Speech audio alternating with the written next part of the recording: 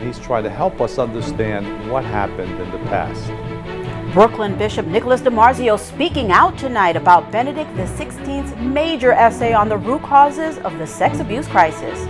New details tonight about Pope Francis's powerful plea for peace to the warring parties from South Sudan.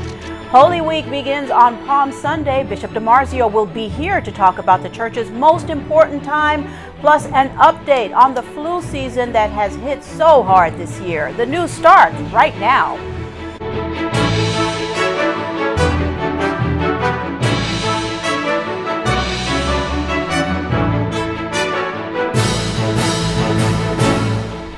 Good evening, everyone. I'm Liz Faublas. Brooklyn's Bishop Nicholas DiMarzio is speaking out about Benedict XVI's major essay naming root causes for the sex abuse troubles facing the church. Currents News' Emily Drewby has the exclusive interview with the bishop.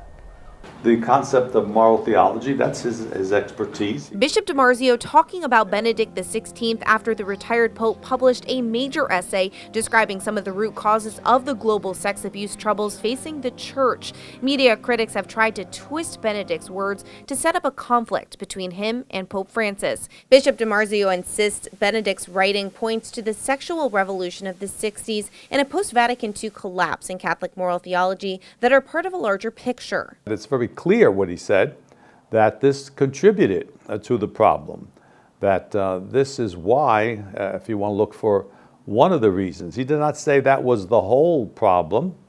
And unfortunately, some of the media is contradicting or at least juxtaposing his position to that of Francis, and they really are not contradictory at all. Since his resignation in 2013, Benedict has rarely left his monastery. In his farewell address, he promised to stay hidden from the world. The former pope broke his silence on major church affairs with the essay. He made two crucial points about the origin of the church's problems. Quote, "The matter begins with the state-prescribed and supported introduction of children and youths into the nature of sexuality, and Catholic moral theology suffered a collapse that rendered the church defenseless against these changes in society."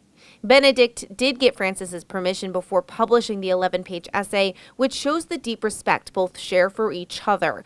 Bishop DiMarzio explains there's no argument between them. They are highlighting different parts of the issue, and Benedict took his cue for the essay from the worldwide summit Francis organized for the protection of minors. This is a complicated issue, complicated social issue, complicated issue in the church.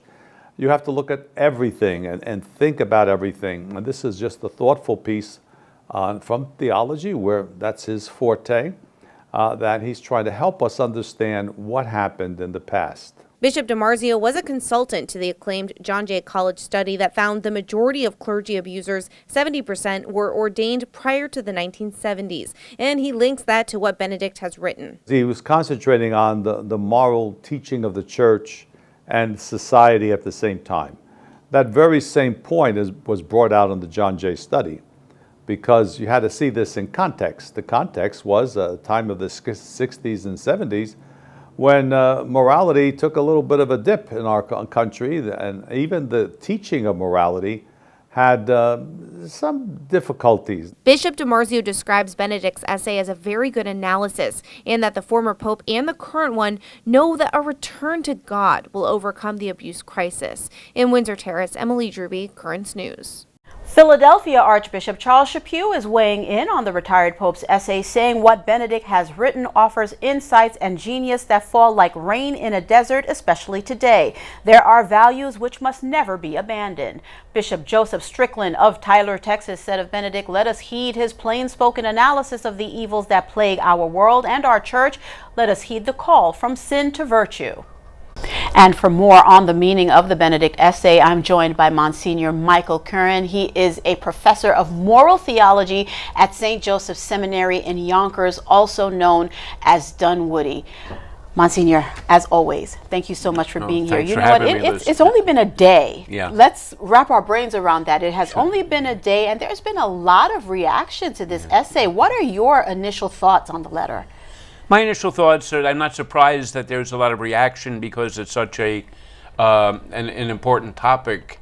But my reaction to it is that in many ways it's typical Pope Benedict in terms of a very thoughtful, very clear, but at the same time a kind of a penetrating analysis of what's happening. Yeah. Now, Benedict pointed to the sexual revolution. This was a major theme, the sexual revolution of the 60s and a weakening of the faith as the root causes of the crisis. Now, do you agree that there was this profound impact from both these themes? I agree that there's a profound impact that both of those issues represent. You know, when we talk about the causes, in this case, these cases, we're ultimately talking about the reality of sin. And sin didn't start in the 60s, you know, but I think in terms of what contributed to allowing the thing, the sad reality of abuse to flourish, if, you know, hate to use that kind of word, but would be that collapse of morality, certain things that were there to be taught or discussed in a family setting, all of a sudden exploded without any kind of moral parameters in culture, as well as the loss of a sense of absolute truth in moral theology certainly contributed to an environment that could have left the abuse crisis unchecked. What impact, if any, at all, do you think that Pope Benedict's comments will have on how the clerical sexual abuse crisis is addressed from this point on? Because this could very well be possibly the last major essay we get from Benedict, although the last one was the last one. Exactly, right? Yeah, no, yeah, it is. He's full of surprises. I think, you know, what I'm reflecting on it myself, I think it's his attempt to make a contribution to helping things get better. Still a very pastoral approach from man who used to be our supreme shepherd.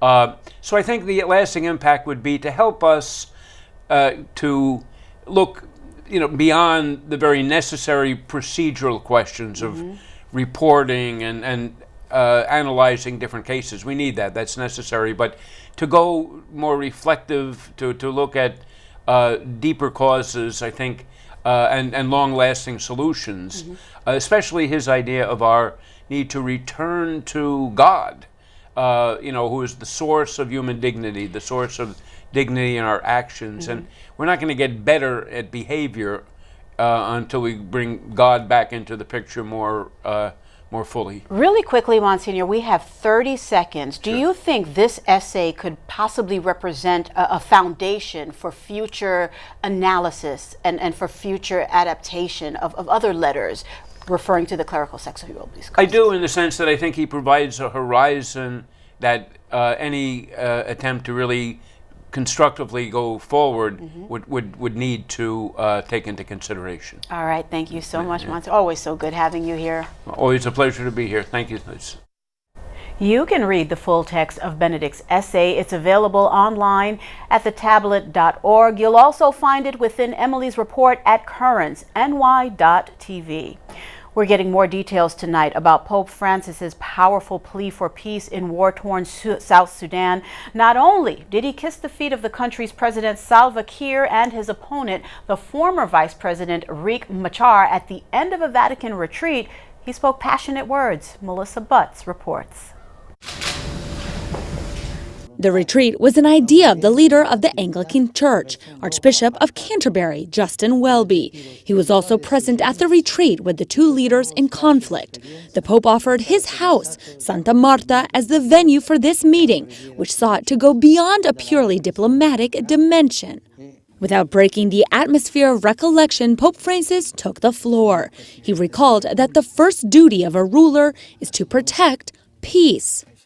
Cari fratelli e sorelle, non dimentichiamo che a noi, leader politici e religiosi, Dio ha affidato il compito di essere guide del suo popolo. He regretfully admitted before the politicians that those who have suffered the most from the civil war are the people. Since 2013, it's been devastating the youngest nation in the world. Therefore, he insisted that peace is still possible. To reach it, he welcomed forgiveness and overcoming differences. The meeting ended with a prayer. Then the Pope spoke off the cuff with words addressed directly to the two leaders responsible for the war. vi chiedo come fratello, I ask you as a brother, rimanete nella pace. stay in peace. In an unforeseen gesture, Pope Francis approached Salva Kiir, Riek Machar, and the vice presidents of the country and kissed all of their feet. In Rome, Melissa Butts, Currents News. A crime against humanity. That is how Pope Francis describes human trafficking. The Holy Father condemned the peddling of human beings when he spoke to an international conference organized by the Vatican. E prendere la scala discesa, andare in giù, diventare animali. The Pope also thanking people who've risked their lives to help the victims of human trafficking and evil that also exists on the streets of New York. Catholic Migration Services offers support for trafficking victims at 2 local locations. Their Brooklyn office is located at 1258 65th Street. The telephone number is 718-236-3000. The Queens office is at 4701 Queens Boulevard in Woodside. The number there is 347-472-3500. And more information is available at catholicmigration.org. Ohio is the newest state to pass a law that bans abortions after an unborn infant's heartbeat is detected. Republican Governor Mike DeWine said yesterday that the bill protects the most vulnerable. The signing of this bill today is consistent with that respect for life and the imperative to protect those who cannot protect themselves. The bill will go into effect 90 days after it's filed by the Secretary of State.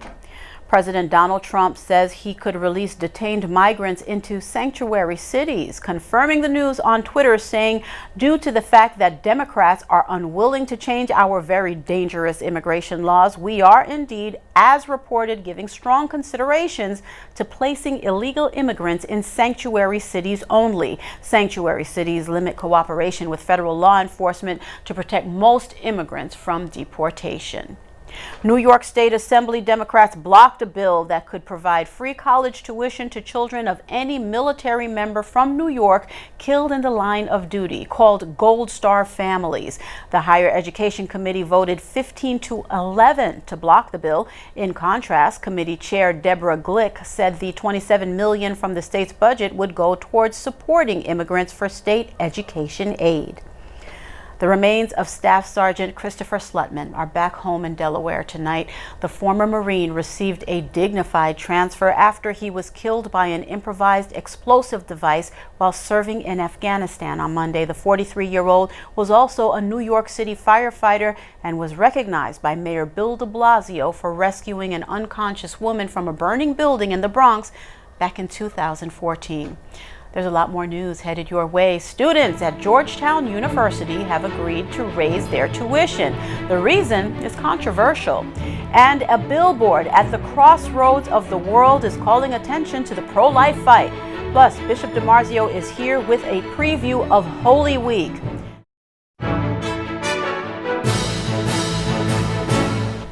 Some students at Georgetown University have agreed to raise their tuition. A group of undergraduates voted to increase the amount they pay by $27.20 to benefit descendants of more than 270 African slaves. Nearly 2 centuries ago, the Jesuits who ran the university sold the slaves to pay off the school's debts. The university's board of directors has to approve the tuition increase before it can take effect. A giant pro-life message is now on display in Times Square. The group Students for Life in America is running digital ads on a 50-foot-tall billboard. There are 3 rotating messages featuring women holding up signs. One says that only 7% of millennials support the abortion extremism in New York State. The ad, which runs through Saturday, has the potential to reach a lot of people. More than 350,000 individuals walk through Times Square every day. Each message includes the tag "Learn more at studentsforlife.org." Palm Sunday is this weekend, and that marks the official beginning of Holy Week. Here to talk about what is happening in the Diocese of Brooklyn is Bishop Nicholas DiMarzio for this week's Into the Deep. Hi, Ed. Thanks, Liz. Well, Holy Week is upon us, and here to discuss the many activities in the diocese with us is Bishop DiMarzio. Bishop, one of the things, one of the major events during Holy Week in our diocese is the Chrism Mass, which is really a celebration, and it almost seems out of place, like a celebration in the middle of such a solemn Holy Week. Why is it put in the context of Holy Week? Well, it basically is the consecration and blessing of the oils we use in the administration of the sacraments. It usually was held on Holy Thursday morning, but we've moved it now for several years back to Tuesday of Holy Week to give more preference for it, also to lighten up the load on Holy Thursday, where you have a liturgy in the evening. There's two parts to the liturgy, really: the blessing of the oils, but also the priests and deacons assert their promises they made at ordination. So it's a celebration of priesthood and diaconate at the same time, plus the lay people. They're the supporters of the diaconate of the priest, and the religious are there. So there's a part for everybody, and I do try to speak to everyone in the homily about their part in the church, in the administration of the sacraments, and keeping the church holy, which is the work of everybody. And you have a lot of priests there that day, and it gives you an opportunity to say something special to them. Do you have an idea about what you're going to be talking about? Well, this year, obviously, and as we've experienced the sexual abuse crisis, that has to be part of what I say, and I will speak to them. A lot it has to do with their keeping their promises. If the priests of the past had been faithful to the promises they made of chaste celibacy, we wouldn't be in the situation we're in. So, emphasizing that. Also, the priests need a lot of support. This has been very hard for the priests. They have expressed to me, different ones at different times, how they feel under scrutiny, how they feel somehow embarrassed, but also questioned by people. So they need support to keep doing their work and not being afraid to do what's really necessary.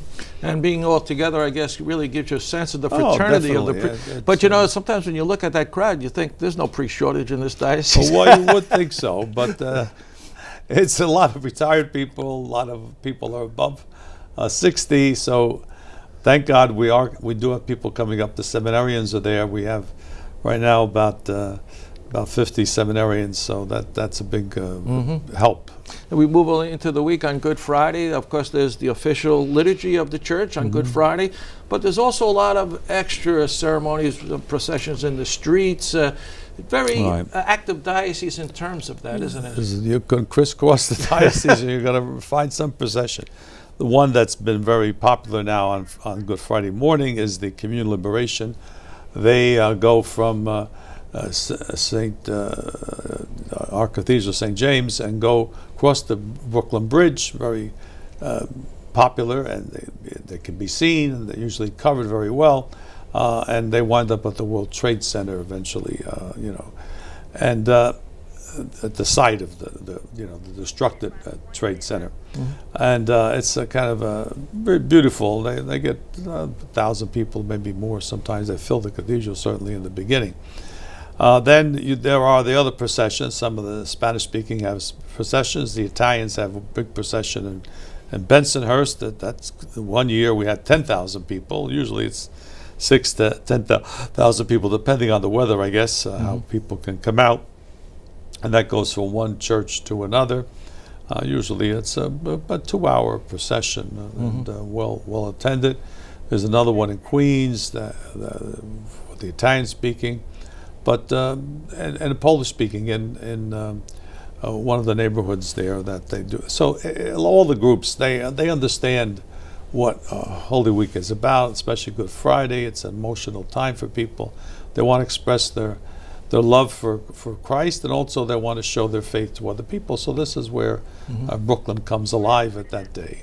Okay, Bishop, thanks so much, and have a good Holy Week yourself. Good. Liz, back to you. Thank you, Ed and Bishop DiMarzio, hoping you both have a very happy Easter. The bishop has announced that everyone will have the opportunity to experience the healing power of our Lord on Reconciliation Monday. It will be held this year on April 15th, the Monday before Easter. On that day, every church in the Brooklyn Diocese will be open from 3 to 9 p.m. and will have a priest available for walk-in confessions in preparation for Easter. More information is available at dobq.org/Lent. Still to come on Currents News, flu season is still on the rise and millions of Americans have been affected. Plus, hear from Sister Strike, the nun who got her very own Topps baseball card. We'll be right back.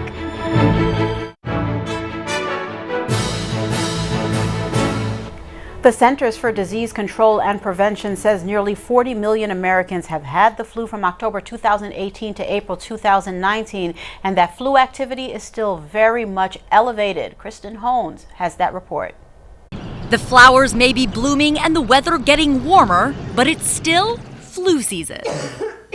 According to the Centers for Disease Control, this flu season is now tied as the longest in the last 5 years, at 20 weeks. For comparison, the last 5 averaged 16 weeks. While flu activity continues to decrease, it remains higher than normal for this time of year. Since last October, the CDC estimates there have been hundreds of thousands of flu hospitalizations and at least 34.9 million flu illnesses.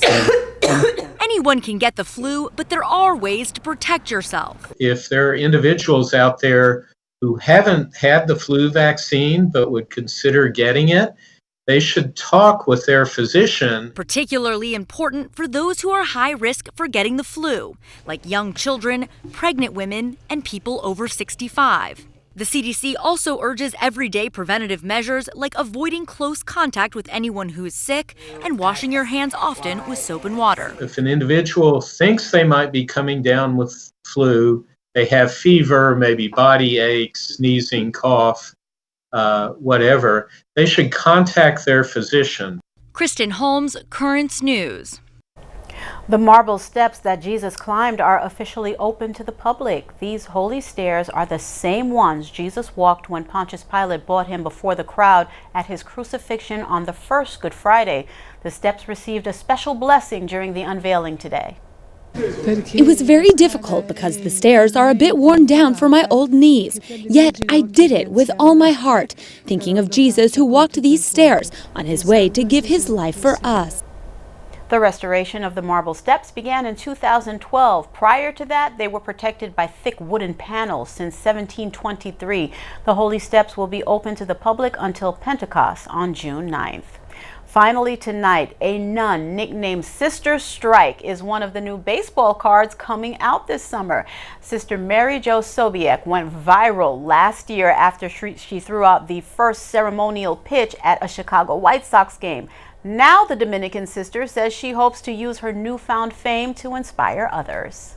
I'm just wanting to use it as a good platform to be encouraging and inspiring to young people and whoever else, just to be genuine and go the distance and accept, whatever invitation God gives us in life, to just say yes and allow God to work what God wants to do with it. Because that's what happened there that night. I said yes to an invitation and trusting God would do something with it, and God certainly did.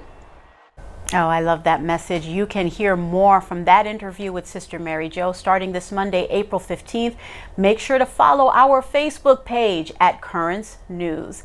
That is Currents News. I'm Liz Faublas. Thank you for joining us because we are putting your faith in the news. Hope to see you again next time.